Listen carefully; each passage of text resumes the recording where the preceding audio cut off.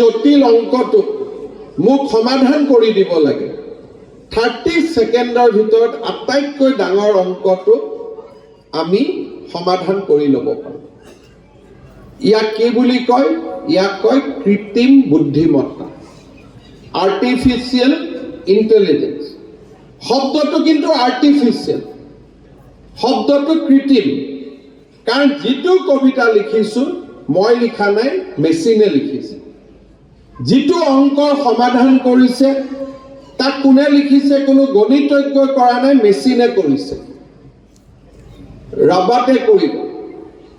Operation থিয়েটাৰত যাব লাগে ডক্টৰজনে মাত্ৰ কম্পিউটাৰত প্ৰগ্ৰামিং কৰি দিব লাগে যে ইমান মিটাৰত এই গল ব্লাডাৰটো আছে সাৰ্জাৰীটো হ'ব লাগে ডক্টৰজনে মাত্ৰ বহি কম্পিউটাৰটো চাই থাকিব ৰবটে গৈ অপাৰেশ্যন কৰি অপাৰেশ্যন ক্লিয়াৰ কৰি দিব তে মানুহৰ প্ৰয়োজন ক'ত মানুহৰ প্ৰয়োজন হ'ল যে যিমান স্পীডত মেচিন আগবাঢ়িছে সেই মেচিনটোক পৰিচালনা কৰাৰ দায়িত্ব মানুহৰ হাতত থাকিব লাগিব আৰু এই মেচিনৰ যিটো জ্ঞান সেই জ্ঞানক আমি সমাজৰ বিকাশ আৰু উন্নয়নৰ কামত লগাব লাগিব মানৱৰ কল্যাণৰ কামত লগাব লাগিব মেচিনটোৱে যি কৰিব দিও কৰিব কিন্তু মেচিনটোৱে নিজে একো কৰিব নোৱাৰে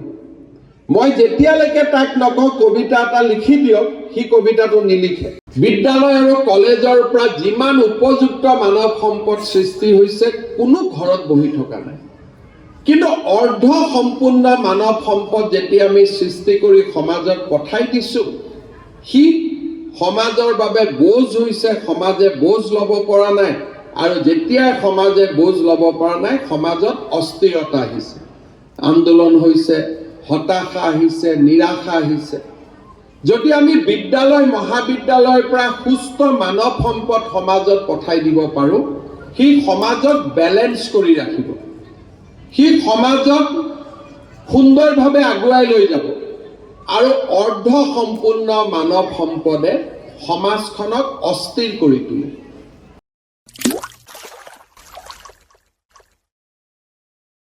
अन्नपूर्णा काव घी देश के हर एक खाने को लजीज बनाता है।